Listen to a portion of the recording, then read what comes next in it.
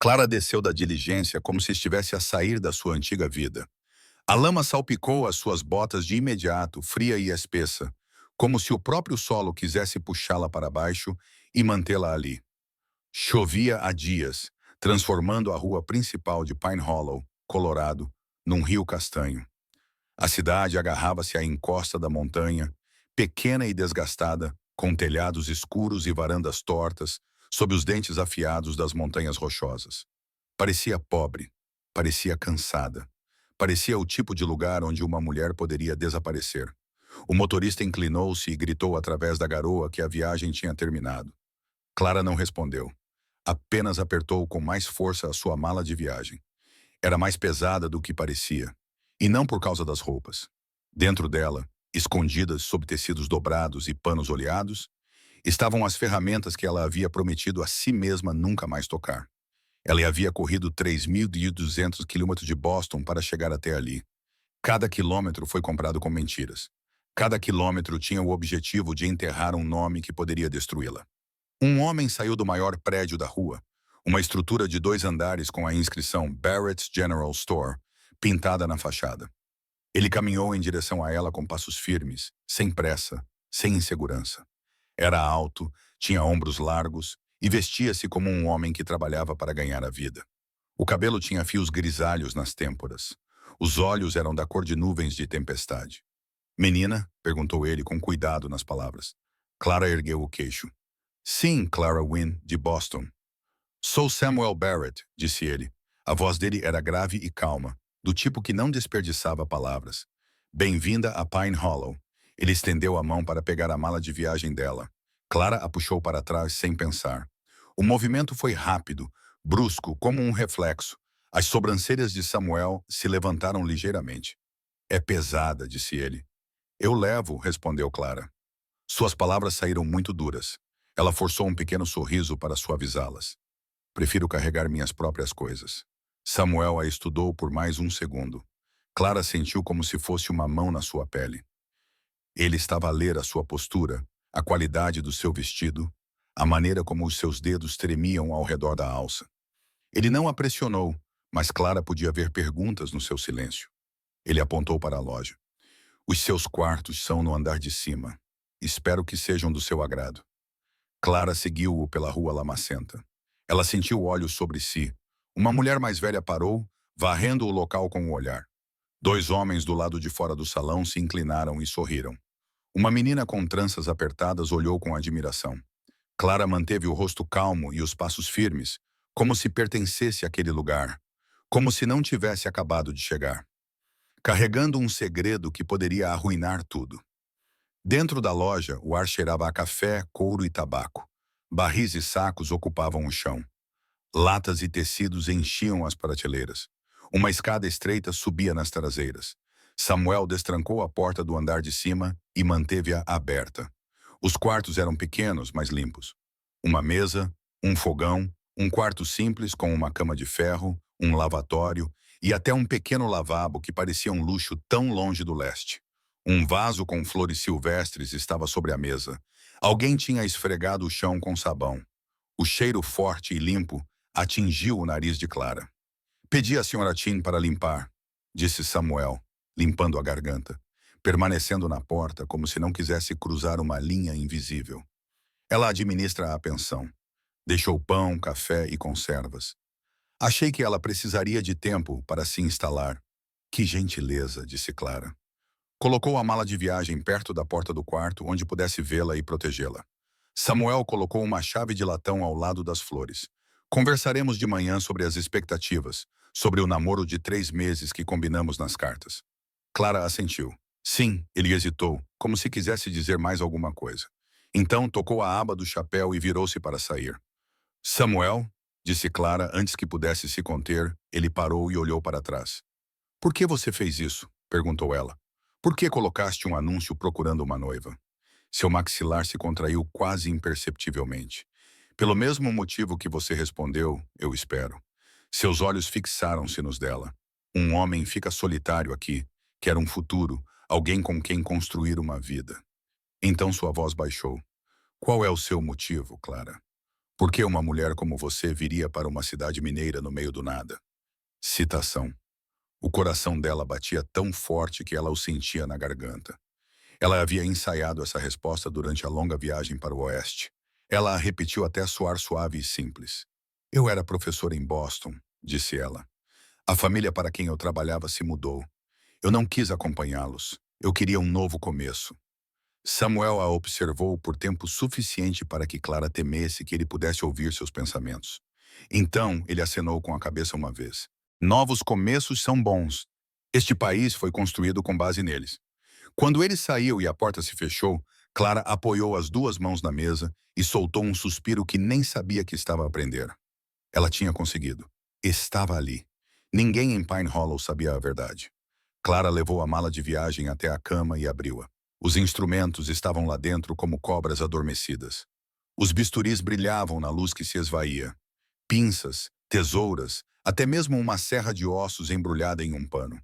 Os seus dedos roçaram o cabo do seu bisturi favorito, e uma lembrança passou pela sua mente, brilhante e cruel. Um quarto de hospital branco, o rosto irritado de um homem, uma mulher morrendo apesar de tudo o que Clara Ara fez. Ela fechou a maleta e a enfiou debaixo da cama. Aquelas ferramentas pertenciam à doutora Clara Wynne, e aquela mulher, ela disse a si mesma, estava morta. A manhã seguinte amanheceu pálida e fria, com rodas de carroças a ranger lá fora e o cheiro de pinheiro molhado no ar. Clara vestiu um vestido cinzento simples, prendeu o cabelo num coque modesto e tentou parecer o que afirmava ser. Uma mulher simples, à procura de uma vida simples. Alguém bateu à porta. Clara Samuel chamou através da porta. Trouxe o pequeno almoço. Ela abriu a porta e encontrou-o com uma bandeja de biscoitos, compota e café fumegante. Ele parecia mais limpo hoje, barbeado, mas ainda sólido e firme. Colocou a bandeja sobre a mesa e ficou perto da porta novamente, mantendo distância. Achei que devíamos conversar, disse ele, sobre como serão os próximos 3 meses. Clara serviu café em chávenas de lata. As suas mãos tinham parado de tremer, ou talvez ela tivesse simplesmente aprendido a esconder melhor. Samuel falou de maneira calma e direta. Ele queria apresentá-la à cidade, levá-la à igreja aos domingos, ajudá-la a encontrar um propósito ali. Ele mencionou a escola, a necessidade de um professor, mas não a pressionou. Ele ofereceu algo que Clara não esperava. Escolha. No final dos 3 meses, ele disse que se casariam se parecesse certo. Se não, ele pagaria a passagem dela para qualquer lugar que ela quisesse ir, sem fazer perguntas. Clara olhou para ele, surpresa com a justiça daquilo. Este homem não parecia um caçador à procura de uma serva. Parecia um homem a tentar fazer as coisas certas. Ela quase acreditou que poderia fazer isto funcionar. Então, o mundo lá fora desmoronou. Um grito ecoou na rua. Em seguida, mais passos correndo. Gritos que cortavam o ar como chicotes estalando. Um sino começou a tocar forte e rápido. O som era tão agudo que parecia penetrar na pele. Clara foi até a janela. As pessoas corriam em direção à periferia da cidade, em direção à entrada da mina. Os homens corriam com medo estampado no rosto. As mulheres agarravam as crianças e gritavam nomes. O sino continuava a tocar, urgente e frenético. Lá embaixo, ela ouviu a voz de Samuel, alta e alarmada. Desabamento na Western Star, gritou ele. Estão a trazer vítimas. Citação. Os dedos de Clara cravaram-se no parapeito da janela até os nós dos dedos ficarem brancos. Vítimas significavam sangue, ossos partidos, costelas esmagadas, homens a morrer no chão, enquanto as pessoas ficavam paradas, impotentes. Ela disse a si mesma que tinha feito uma promessa. Ela não era mais médica. Não era. Mas seus pés já se dirigiam para o quarto, para a mala debaixo da cama, para a verdade que ela tentara enterrar. E quando o sino tocou novamente, Clara soube que a cidade acabara de revelar seu segredo. As botas de Clara batiam na escada de madeira, como marteladas enquanto ela corria para a loja e saía para a rua. A chuva ainda caía, mas o ar parecia mais quente agora, pesado com poeira e medo. As pessoas se aglomeravam em direção à estrada da mina, e Clara abriu caminho entre elas com a mala de viagem apertada contra o peito. Na periferia da cidade, a mina Western Star se abria como uma ferida aberta. Suportes de madeira se inclinavam em ângulos estranhos.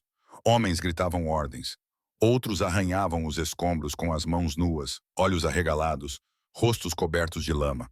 Um mineiro saiu cambaleando, apoiando outro homem cuja perna estava torcida para o lado errado. O osso branco aparecia lá através da carne rasgada. O homem ferido emitiu um som que nem parecia humano.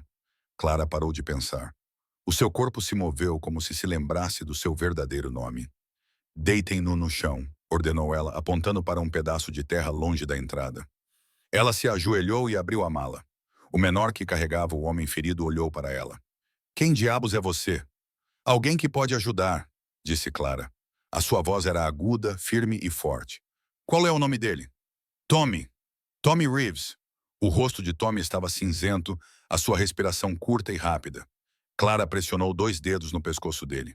O pulso dele batia acelerado como um animal encurralado. Choque, perda de sangue. A fratura era um desastre e se ela esperasse, a infecção tomaria conta da perna e talvez da vida do homem. Ela olhou para a multidão que se formara, paralisada de medo, como se estivesse a assistir a uma tempestade. Eles não conseguiam parar. Preciso de água limpa, disse ela. Bandagens, uísque. Algumas pessoas piscaram os olhos, como se seus cérebros não conseguissem aceitar que uma mulher desse ordens. Então, elas se moveram. O medo as fez obedecer.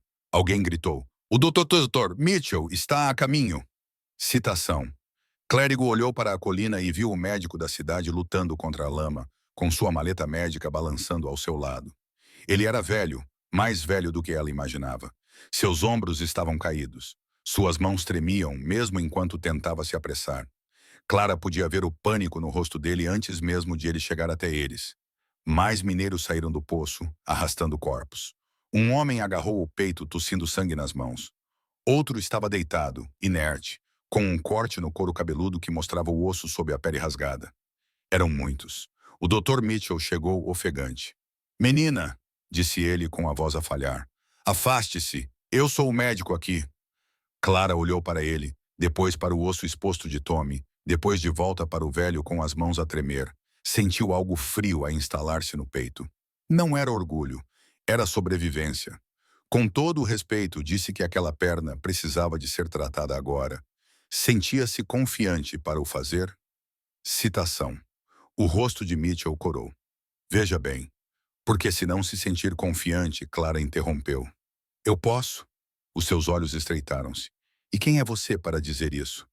Clara deveria ter mentido, deveria ter recuado, deveria ter deixado o médico da cidade tratar disso, mesmo que isso significasse que Tommy perderia a perna.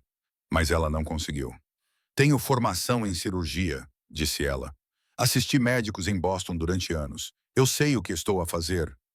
Outro grito rasgou o ar quando mais 2 homens foram arrastados para a frente, ambos a sangrar.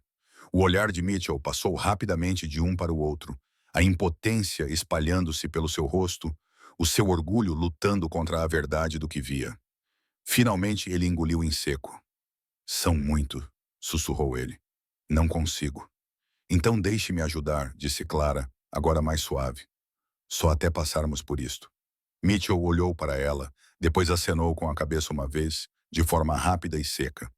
Tome a perna, disse ele. Eu trato da lesão no peito. Chegou água limpa num balde. Seguiu-se uma garrafa de uísque. Depois, um punhado de panos rasgados e lençóis velhos. Clara deitou o uísque sobre a ferida de Tommy. Ele estremeceu e gemeu, revirando os olhos. Ela olhou para cima. Preciso de 4 homens fortes, disse ela, para o segurar. Isto vai doer. Samuel Barrett abriu caminho por entre a multidão, com sujidade no rosto e medo nos olhos. Ele congelou quando viu a mala de Clara aberta e os instrumentos dispostos em perfeita ordem. Clara, ele sussurrou, o que é você? Ajude-me, ela disse bruscamente, sem olhar para ele. Ou saia daqui. Samuel cerrou os dentes, mas se abaixou sobre os ombros de Tommy como um homem assumindo seu lugar na batalha. Clara apontou para 2 menores. Segurem os quadris dele. Ela apontou para um homem mais jovem com olhos aterrorizados. Você segura o tornozelo dele. Qual é o teu nome? Jake, gaguejou ele. Jake Morrison. Jake, Clara disse. Quando eu disser para puxar, puxa em linha reta. Sem puxões, sem parar. Consegues fazer isso? Jake engoliu em seco. Sim, senhora. Clara colocou as mãos em volta da fratura, sentindo as extremidades do osso partido sob a pele escorregadia de sangue. A memória de Boston tentou surgir, mas ela a reprimiu.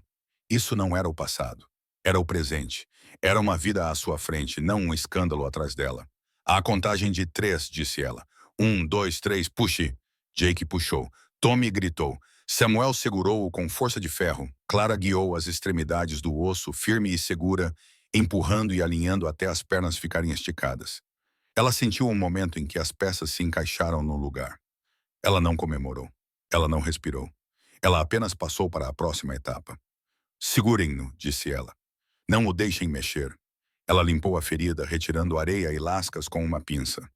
Em seguida suturou, as suas mãos trabalhando com a certeza tranquila de anos de experiência. Os seus pontos eram pequenos, uniformes e limpos. Ela enrolou a perna com firmeza, imobilizou-a com tábuas e amarrou-a com um pano. Ao lado dela, o Dr. Mitchell lutava com o homem que tossia sangue.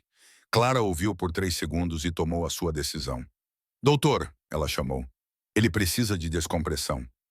Mitchell ergueu a cabeça bruscamente. O quê? Pulmão perfurado, disse Clara. Agulha grande, lado esquerdo, segundo espaço. Você ouvirá o ar. Mitchell olhou para ela como se ela tivesse falado outra língua. Está na minha maleta, disse Clara, esterilizada. Pegue. Ele hesitou, depois agarrou a agulha com os dedos trêmulos. Fez o que ela disse. Um silvo de ar escapou. A respiração do homem que tossia ficou mais fácil. Um grito baixo surgiu das pessoas que assistiam. Alguns fizeram o sinal da cruz, outros apenas ficaram a olhar em choque. Clara não parou. Nas 3 horas seguintes, Pine Hollow assistiu a um milagre construído com sangue, coragem e habilidade. Clara tratou de braços partidos, costurou o couro cabeludo rasgado. Ela estancou o sangramento com pressão e pinças. Ela gritava ordens e homens adultos obedeciam como soldados. Ela transformou a cocheira num hospital de campanha, mandando mulheres ferver água e rasgar lençóis em tiras. Ela fez linhas no chão para manter os doentes separados dos saudáveis. Ela esqueceu de ter medo. Somente quando o último homem foi deitado e os gritos cessaram, é que Clara finalmente ergueu a cabeça. Metade da cidade estava olhando para ela. As mulheres cochichavam atrás das mãos. Os homens trocaram olhares. As crianças observavam com os olhos arregalados. O Dr. Mitchell sentou-se num fardo de feno, com o rosto pálido, as mãos ainda a tremer, mas os olhos fixos em Clara com algo próximo de admiração. Samuel ficou na porta, de braços cruzados, com a chuva a pingar da aba do chapéu. Os seus olhos cinzentos como a tempestade seguravam-na como um peso. O vestido de Clara estava arruinado, manchado de sangue e pó de mente. As suas mãos pareciam pertencer a outra pessoa. O Dr. Mitchell limpou a garganta. Sra. Wynne, disse ele, preciso de falar consigo em privado. Clara seguiu-o para fora, longe da multidão que observava. O ar estava mais fresco ali, mas a pele dela ainda ardia. Mitchell encostou-se à parede, respirando com dificuldade. É médica, disse ele. Não era uma pergunta. Limpa a garganta. A garganta de Clara apertou-se. Eu era. Não se move como alguém que apenas assistiu. Ele disse que as suturas estavam perfeitas, que a redução estava limpa. E sabia coisas que eu tive de aprender nos livros no mês passado. Clara esperou pela raiva, pela inveja, por uma exigência para que ela se fosse embora. Em vez disso, Mitchell soltou uma risada seca que soou como madeira velha a rachar. Graças a Deus que estava aqui, disse ele. As minhas mãos começaram a tremer há 2 anos.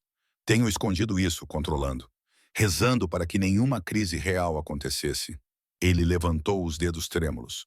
Hoje eu teria matado homens por lentidão e medo se você não tivesse intervindo. O estômago de Clara se revirou. Você não é incompetente. Talvez não, disse ele. Mas já não sou o suficiente. Os seus olhos fixaram-se nela. Esta cidade precisa de um médico de verdade. Então me diga, Sra. Wynne, se você tem formação, por que está escondida em Pine Hollow fingindo ser professora? A boca de Clara ficou seca. É complicado. Imagino que seja, disse Mitchell. Mas a notícia vai se espalhar. De manhã, todos saberão o que viram. Pode fugir novamente ou pode ficar e ser o que esta cidade precisa. Antes que Clara pudesse responder, passos rápidos se aproximaram pela lama. Samuel dobrou a esquina, com o rosto tenso de raiva e algo pior. Clara, disse ele, precisamos conversar. Mitchell lançou um longo olhar para Clara. Depois se afastou, deixando-a sozinha com o homem com quem planejava se casar. O homem a quem ela mentiu desde o primeiro momento. Samuel não falou imediatamente. Os seus olhos percorreram as mãos manchadas dela, o vestido arruinado, o rosto exausto. Finalmente ele disse: "Disseste-me que eras professora." Clara engoliu em seco. "Eu ensinava estudantes de enfermagem", disse ela. Não era totalmente mentira. "És médica", disse ele. "Cirurgiã, pelo que vi." "Eu era", respondeu Clara. "Já não sou." Samuel aproximou-se falando baixinho. "Por quê?" Clara sentiu a velha vergonha surgir. Pesada e amarga. Ainda conseguia ver os jornais de Boston. Ainda conseguia ouvir os sussurros. Ainda conseguia sentir as portas a fecharem-se. "Um paciente morreu", disse ela. "A esposa de um banqueiro. O apêndice dela rebentou. Ela esperou demasiado tempo. Eu operei, mas a infecção já se tinha espalhado. A sua voz tremeu uma vez, depois se estabilizou. O marido dela me culpou. Ele usou a sua influência. O conselho retirou a minha licença, não porque eu fui descuidada, mas porque eles queriam um motivo para demitir uma mulher." Samuel cerrou os dentes com força. "Foi por isso que você fugiu?" "Sim", sussurrou Clara. "Eu vim para cá para desaparecer." "Para ser comum?" Samuel olhou além dela, em direção ao estábulo onde os homens feridos estavam vivos, porque ela não permaneceu comum. "Uma pessoa comum não corre em direção ao sangue e aos gritos", disse ele. "Uma pessoa comum não salva 6 homens em 3 horas." Os olhos de Clara ardiam. "Agora eles vão fazer perguntas. Vão ouvir a história e vão se voltar contra mim." "Talvez", disse Samuel. "Ou talvez eles a julguem pelo que viram hoje, não pelo que algum conselho de Boston decidiu." Clara balançou a cabeça. "Você não entende como as pessoas podem ser cruéis." Citação. A voz de Samuel baixou. "Eu compreendo mais do que pensas." Ele hesitou, depois disse: "O meu irmão assaltou um banco em Denver, foi para a prisão. Quando vim para cá, as pessoas descobriram. Alguns queriam que eu fosse embora, mas eu fiquei, trabalhei, provei o meu valor." Ele manteve o olhar fixo em Clara. "Todos têm um passado. O que importa é o que fazes agora." O peito de Clara apertou-se. "E nós?" ela perguntou. "Você queria uma esposa tranquila, não uma médica desacreditada com um escândalo no passado." A expressão de Samuel suavizou-se, mas os seus olhos continuaram sérios. "Hoje eu vi quem você é", ele disse. "E não tenho medo disso." Clara mal respirava. A esperança tentou surgir, mas o medo a empurrou por dentro. Então Samuel estendeu a mão. "Vamos", ele disse. "Vamos enfrentar a cidade juntos." Clara olhou para a mão dele como se fosse uma ponte sobre um desfiladeiro. Ela a segurou. Eles caminharam de volta para o estábulo, em direção à multidão, em direção ao momento em que todas as mentiras iriam destruí-la ou libertá-la. Lá dentro, Tommy Reeves estava acordado, pálido, mas respirando com a perna bem enfaixada. Quando ele viu Clara, seus olhos se encheram de lágrimas. "Você me salvou", ele disse com voz rouca. Clara abriu a boca para responder, mas uma voz cortou o silêncio da sala, afiada como uma faca. "Antes de começarmos a coroá-la como heroína", disse o homem, dando um passo à frente com um colete elegante e uma corrente de relógio de ouro. "Quero respostas." Clara virou-se. John Brennan, presidente da Western Star Mining Company, olhou para ela como se ela fosse algo perigoso. "Diz que é médica", disse Brennan. "Tem licença para exercer no Colorado?" O estábulo ficou em silêncio total. Clara sentiu todos os olhos postos nela. E a verdade daquela de que ela fugia subiu-lhe a garganta. Clara ficou imóvel enquanto a pergunta pairava no estábulo como fumo.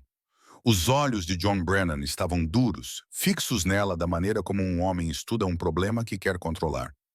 "Tem licença para exercer no Colorado?" Ele perguntou novamente, mais alto desta vez, para que ninguém pudesse fingir que não tinha ouvido. Clara sentiu a mão de Samuel nas suas costas, firme e quente. Sentiu o gosto de ferro na boca, resultado de horas de trabalho e medo. Ela poderia mentir, poderia suavizar a situação. Mas a cidade já tinha visto as suas mãos, já tinha visto a verdade. "Não", disse ela, "não tenho." Um murmúrio baixo percorreu as pessoas. Alguns rostos ficaram tensos, outros pareciam confusos. como se não compreendessem como um médico poderia existir sem um documento que o comprovasse. A boca de Brennan curvou-se. Então, não tem licença e quer que confiemos em si com os nossos filhos. A voz de Clara permaneceu calma. Hoje vocês viram me salvar vidas. Podem julgar-me por isso. Brandon deu um passo à frente. Por que não tem licença, Sra. Wynne? O estômago de Clara apertou-se. A sombra de Boston surgiu por trás dos seus olhos. Ela forçou-se a continuar a respirar. Uma paciente morreu aos meus cuidados no leste. Ela disse que o marido era rico. Ele culpou-me. Uma comissão médica revogou o meu direito de exercer, não porque eu fosse descuidada, mas porque queriam que eu fosse embora. Os olhos de Brennan brilharam. Então matou alguém. Não matei, disse Clara. A sua voz tornou-se afiada como uma lâmina. Às vezes as pessoas morrem, mesmo quando um médico faz tudo certo. Pode fingir o contrário se isso a confortar, mas isso não vai mudar a verdade. Brennan virou-se para o Dr. Mitchell. É o médico da cidade, disse ele. Não vai permitir isso. O Dr. Mitchell ficou mais ereto do que Clara já o tinha visto antes. As suas mãos ainda tremiam, mas a sua voz não. Sem ela, disse ele, estaríamos a enterrar homens esta noite. Brennan zombou. Essa é a sua opinião. É um facto, disse Mitchell. E vou dizer outro facto. As minhas mãos estão a falhar. Tenho escondido isso. Tenho conseguido lidar com isso. Hoje não consegui. Esta cidade precisa de mais do que eu posso oferecer sozinho. O estábulo encheu-se de um silêncio desconfortável. Mary Patterson deu um passo à frente com o rosto molhado de lágrimas. O meu marido estaria morto se ela não soubesse o que fazer, disse ela. Não me importa o que Boston disse sobre ela. Importa-me o que eu vi. Outros falaram. Mineiros com braços enfaixados. Esposas a segurar crianças. Homens que viram os seus amigos serem arrastados da mina. Ela salvou o Tommy. Ela salvou o Jim. Ela salvou o meu filho. A onda de vozes aumentou e Brennan cerrou os dentes ao perceber que estava a perder o controle da sala. O Dr. Mitchell levantou as mãos trêmulas. O Dr. Wynne pode trabalhar comigo, disse ele. Sob a minha autoridade, sob o meu teto. Eu aceito o risco. Brennan estreitou os olhos. Se alguém morrer, a responsabilidade é sua. Mitchell encontrou o seu olhar. Então a responsabilidade é minha. Brennan olhou para os homens feridos, para as suas famílias, para a gratidão que enchia o estábulo. Ele não podia lutar contra todos eles. Virou-se bruscamente e saiu, deixando para trás uma corrente fria de raiva. Clara ficou parada no silêncio que se seguiu, com o coração ainda batendo forte. Samuel inclinou-se para perto dela. Você não recuou, disse ele. Clara engoliu em seco. Estou cansada de fugir. As semanas seguintes passaram rápidas e cheias. O caso médico de Clara já não estava escondido debaixo da cama. Circulava abertamente por Pine Hollow, carregado na sua mão como uma bandeira que ela se recusava a baixar. O Dr. Mitchell deu-lhe uma pequena casa atrás do seu consultório para usar como clínica. Juntos, tratavam os ferimentos da mina e os problemas comuns que nunca paravam numa cidade fronteiriça. Então, uma manhã, um menor chamado Jack Holloway entrou cambaleando na clínica com febre alta. Os seus olhos estavam vidrados. Uma erupção cutânea se espalhava pelo seu peito em manchas vermelhas. Clara sentiu o estômago revirar ao reconhecer o sintoma. Tifo. A palavra era como um martelo na sua cabeça. Ela já tinha visto isso uma vez no leste, em ruas lotadas onde a doença se espalhava como fogo em grama seca. Pine Hollow era ainda mais vulnerável. Acomodações apertadas, camas, vidas difíceis, pouco descanso. Clara agiu imediatamente. Ela isolou Jack. Ela foi ao quartel e encontrou piolhos, cobertores sujos, outros homens já com febre alta. Ela ordenou que os saudáveis saíssem e os doentes fossem separados. Ela os fez tomar banho. Ela queimou as roupas de cama. Ela esfregou o chão com sabão forte até as mãos racharem. As pessoas reclamaram. As pessoas entraram em pânico. As pessoas imploraram para manter os seus cobertores e roupas, porque o inverno ainda se fazia sentir nas montanhas à noite. Clara não cedeu. Isto é mais importante do que o conforto, disse ela. É uma questão de vida ou morte. Os casos espalharam-se na mesma. A mulher de um lojista, uma criança da escola, um idoso que não tinha estado perto dos quartéis. A Câmara Municipal convocou uma reunião e o medo encheu a sala como um nevoeiro espesso. Clara ficou diante deles e lhes disse a dura verdade. Em palavras simples, quarentena, limpeza, regras que pareceriam cruéis, mas salvariam vidas. Ela lhes disse o que aconteceria se eles se recusassem. Ela disse que as mortes viriam rapidamente e se acumularam. Samuel levantou-se e a apoiou diante de todos. Mary Patterson a apoiou. Os mineiros a apoiaram. Até John Brennan a apoiou, embora seus olhos permanecessem perspicazes com preocupação. Mas e a mina? Perguntou Brennan. Se fecharmos, as pessoas vão passar fome. Nós examinamos os trabalhadores, disse Clara. Isolamos qualquer pessoa doente. Mantemos a mina a funcionar com regras rígidas. Brennan acenou com a cabeça uma vez. A mina pagará pelos suprimentos, disse ele, como se admitisse que isso lhe custaria algo. Vamos fazer isso. Durante dias, Clara mal dormiu. Ela se movia entre a casa de quarentena e a clínica, verificando febres, trocando curativos, forçando água na boca de pessoas fracas demais para beber. Ela observava se havia problemas respiratórios. Ela observava se havia delírio. Ela observava o momento em que um corpo começava a perder a luta.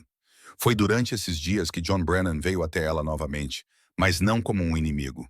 Ele veio como um pai. Minha filha, disse ele com a voz embargada. Sarah está em trabalho de parto. Algo está errado. Citação. Clara correu para a casa dos Brennan e encontrou Sarah pálida e exausta. O bebê estava preso numa posição que não permitia o parto. As mãos da parteira estavam impotentes. As mãos do Dr. Mitchell tremiam. Brennan tentou argumentar quando Clara assumiu o comando. Então ele viu o rosto da sua filha e parou. O orgulho desapareceu. Salve-a, sussurrou ele. Por favor. Clara trabalhou durante longas horas com suor na testa e medo no peito. Ela virou o bebê de dentro, um movimento arriscado que poderia ter matado tanto a mãe como a criança. Ela ouviu o batimento cardíaco do bebê a abrandar. Ela superou o seu próprio tremor e fez o que tinha de ser feito. Quando o bebê finalmente chorou, o som atravessou a sala como a luz do sol. Sarah soluçou de alívio. Brennan encostou-se na parede, lágrimas nas bochechas, sem se importar com quem as via. Depois, ele pegou a mão de Clara. Eu estava errado sobre você, disse ele. Fui um tolo. Você salvou meu filho. A voz de Clara era baixa. Então acredite no que você vê, não no que você teme. Ele assentiu. Eu acreditarei. A epidemia ainda agraçava, mas o espírito da cidade mudou. As pessoas pararam de sussurrar sobre Clara como se ela fosse um perigo. Começaram a dizer o nome dela como se fosse uma tábua de salvação. Mesmo assim, o perigo veio de mais longe do que a mina ou os leitos dos doentes. Numa tarde, um estranho bateu à porta de Clara. Ele usava roupas finas e carregava uma bolsa de couro. A sua voz trazia o leste em cada palavra. Sou o Dr. William Thornton, disse ele, oficial de saúde territorial. Estou aqui para investigar um surto de tifo e denúncias de um médico sem licença. O sangue de Clara gelou. Ela mostrou-lhe tudo mesmo assim. A quarentena, os registros, os tratamentos, as vidas salvas. Thornton observava com os olhos severos de um homem treinado para procurar erros, mas ele não podia negar o que via. Então ele tirou uma carta. Nathaniel Ashford. O nome atingiu Clara como um soco. O banqueiro de Boston, o homem que a destruíra. Ele a encontrara novamente e estava a tentar enterrá-la pela segunda vez. Thornton leu a denúncia e ergueu os olhos. Ele quer que você seja presa, disse ele. Ele alega que você é perigosa. As mãos de Clara cerraram-se em punhos. Ele quer controlo, disse ela, não justiça. Thornton estudou-a. O seu trabalho aqui é real, disse ele finalmente. Os seus resultados são reais. Não posso ignorar a lei, mas também não vou fechar a única chance real de uma cidade no meio de uma epidemia. Ele ofereceu-lhe uma licença de emergência, temporária, mas oficial, com condições e supervisão.